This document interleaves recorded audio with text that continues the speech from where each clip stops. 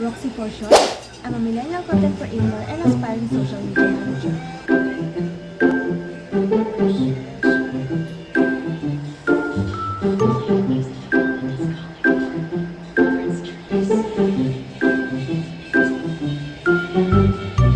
Hello, update. Nakapag-apply ako sa 13 companies, agencies ng VA.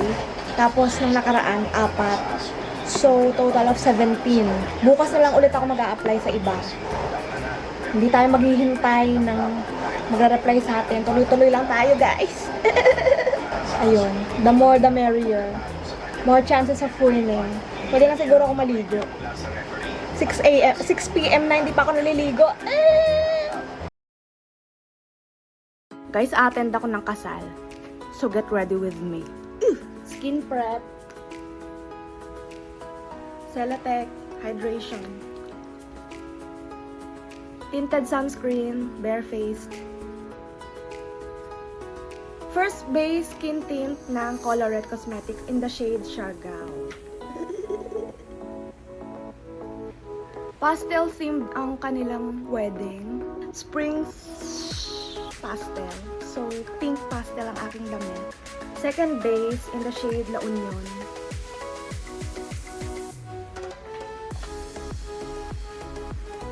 Brows up ng Focal Lure in the shade BR02. Sana hindi ako magkamali. Lagi ako nagkakamali sa pagkikilay.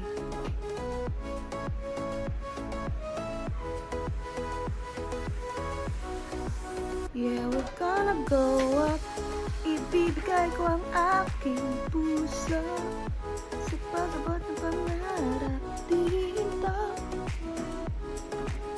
Focal Lure Tokyo Sakura. Pink. Pinkish. Wala akong brush para sa eyelids. So, dali-dali na lang tayo. Tempura. Okay na yan. Stamp ng Face Lady.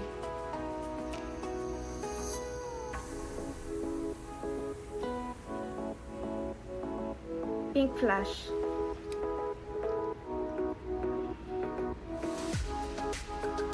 Shawil Mascara.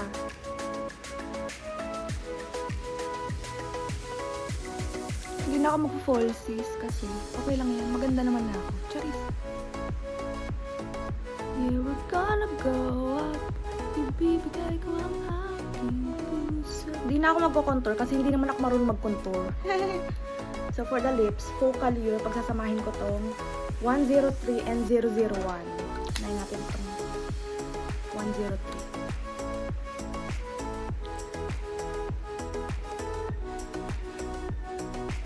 Tapos 001.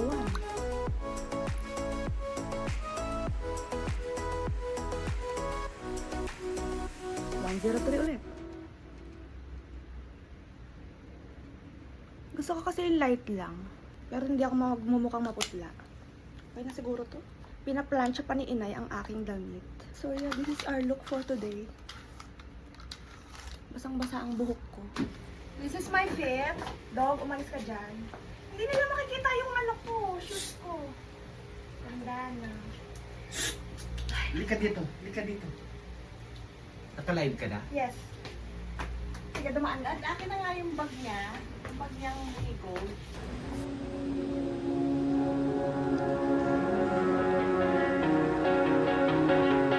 But your parents came in the cul-de-sac, leaned back in a leather clad seat. Pack of spirits in your Prada bag. Suburban summer 17 was a roller coaster ride. A manic pixie dream girl right beside me, and she said she liked me, but I bet it was a nightmare running about the wrong time. And I think maybe if I'd held on tight, she'd still be sitting by my side. I'll never know, I'll never know. I don't like messing with regrets, but I doubt you ever leave my head. What could I have done? Could I have said I'll never know, I'll never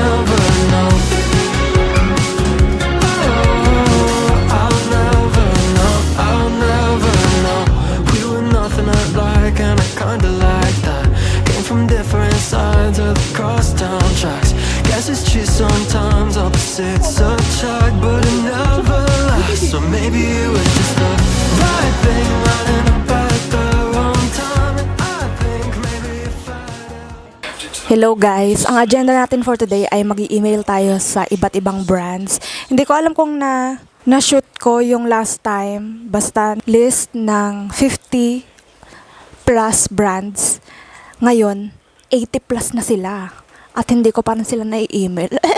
Honestly, kinakabahan ako for some reason na baka magkamali ako, ganyan-ganyan. Nag-draft na ako ng mga emails, syempre personalized. Hindi pwedeng copy-paste lang kasi syempre turn off yun sa mga brands, 'di ba? Sana may mag-reply sa kanila kahit 5 ganyan out of 88. Sobrang random nitong mga to. May fast food, may restaurants, may hotels, may beauty and makeup, skincare, mostly food. Kasi food talaga ang niche ko. Oo, puro food talaga yung niche ko. Wish me luck. Let's get down to business. Inayos ka na rin guys yung portfolio ko. And di ba? Ganda-ganda ni ante. Inuna ko yung audience. Hindi ko alam kung tamang inuna ko yung audience ko. Kasi syempre, di ba, yun naman talaga yung target ng brands. Yung audience. Tapos my works. Yan. Tapos about me. Yung media kit ko, nandun naman yung services ko. Dapat siguro naglagay din ako ng services sa no? Hindi ko alam kung bakit ako kinakabahan. Pero honestly, wala namang mawawala sa akin. Kasi hindi naman siguro nila ako hihinga ng pera, ganyan. Kung tanggihan nila ako, wala namang nawala sa akin. Kumbaga parang, diba, gets nyo? Hindi ko alam ba't ako kinakabahan. Mas kinakabahan pa ako dito kaysa maghanap ng trabaho. Kaya naghanap na rin ako ng trabaho.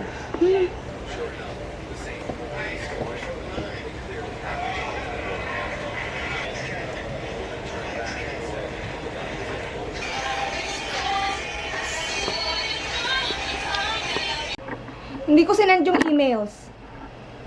Meron akong 21 drafts na draft.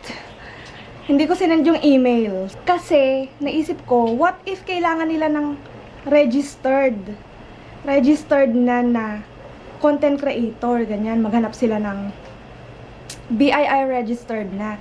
So, I spent all my entire day, researching kung paano mag-register. Girl, madali lang naman, pero ang dami kong what ifs kasi gusto ko pa rin maghanap ng trabaho. Hindi, kailangan ko pa rin maghanap ng trabaho. So, magiging mixed income ako if ever. Kung mag-a-apply ako as solopreneur or solo proprietorship, ganon, baka magkaroon ng conflict. Hindi ko na alam yung gagawin ka, ante. So, hindi ko pa nasasend yung emails. I know what you're thinking. Bakit hindi mo na lang muna isend tapos maghintay ka na may magre-reply sa'yo bago ka mag-assume ng ganyan-ganyan? Overthinker ako, ante! Another dilemma na iniisip ko, kailangan ko na bang mag-English sa mga vlogs ko dito sa YouTube? Kasi, mas malawak ang reach kapag English. Kaso parang hindi natural sa akin eh. Kasi nga, kanal girly ako eh. You know. Pero yeah, I think I'll try for my betterment. Betterment! Yun. Baka magaganon ako kapag nag-English ako sa mga vlogs ko. Vlogs! Ganon. And hindi pa ako nag-workout. 2 weeks na. This is so bad. This is not good. Look at this. It's a weird looking pandesal. Weird. It's merienda time, but I'm eating pandesal.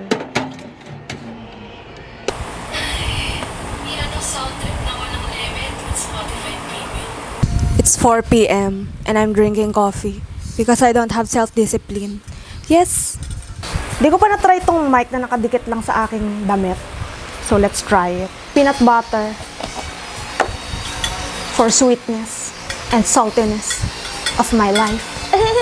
Pandesal, the weird looking pandesal. This is like my merienda / breakfast. I don't know if you've noticed, but noticed? But I'm speaking in English because I'm trying hard, I'm trying my best. Feels awkward. I'm used to speaking Tagalog. But yeah, we must do things in order to succeed. What?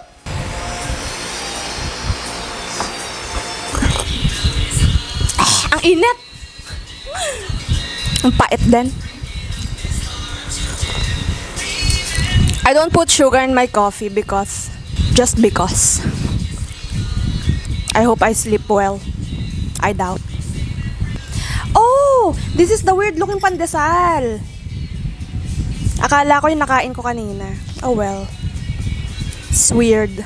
Still having a dilemma if I should send the emails to the brands even if I'm not yet registered. Kasi wala namang mawawala sa akin eh. Kung pumayag sila, good. Kung hindi sila pumayag, matagal naman na ako walang brand deals.